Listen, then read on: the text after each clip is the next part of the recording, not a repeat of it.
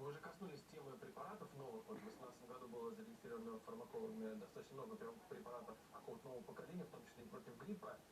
Можно ли считать это прорывом, или же, в конце концов, те же самые машинистки, о которых мы уже сказали, опять